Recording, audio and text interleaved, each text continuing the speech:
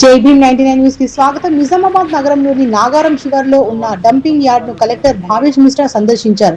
ఇంటింటికి వెళ్లి సేకరిస్తున్న చెత్తను తడి పొడి చెత్తగా వేరు చేసి పకడ్బందీగా శుద్ధి చేయాలని అధికారులను ఆదేశించారు. వేస్ట్ ప్రాసెసింగ్ యంత్రాలతో కంపోస్ట్ తయారీని వేగవంతం చేయాలని సూచించారు. అలాగే నగరంలోని ప్రధాన రహదారులపై పశువులు సంచరించకుండా చర్యలు తీసుకోవాలని, రోడ్లపై తిరిగే పశువులను గోశాలలకు తరలించాలని మున్సిపల్ కమిషనర్ దిలీప్ కుమార్ ను కలెక్టర్ ఆదేశించారు.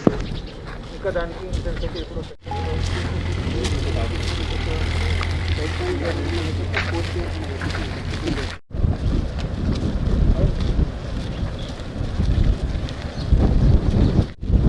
కరెక్ట్ కాదు తర్వాత కూడా ఇట్లా చూస్తాను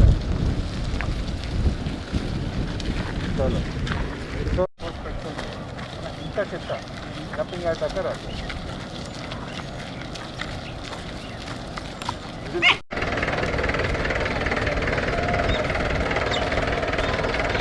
సో వాళ్ళు సిమెంట్ కంపెనీ వాళ్ళు దీన్ని లైట్ వెయిట్ ప్లాస్టిక్ తీసుకుంటారు, ఏం చేస్తారు బర్న్ చేస్తారు. వాళ్ళ ఏదైతే బాయిలర్స్ ఉంటాయో టెంపరేచర్ మెయింటెనెన్స్ కోసం ఆల్టర్నేట్ ఫ్యూయల్గా దీన్ని వాడుతాం.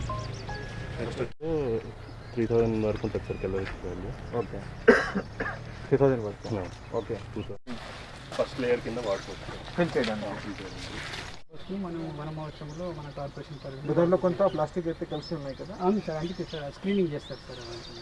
కొంచెం మిక్స్ అయ్యి వస్తుంది కానీ స్క్రీనింగ్ పెట్టుకుంటారు సార్ బయట. ఓకే అంటే ప్లాస్టిక్ సెగ్రిగేట్ చేసి చేస్తారు సార్. ప్లాస్టిక్ సెగ్రిగేట్ కనెక్షన్ మనము ఈ పోల్స్కి ఇచ్చాం సార్.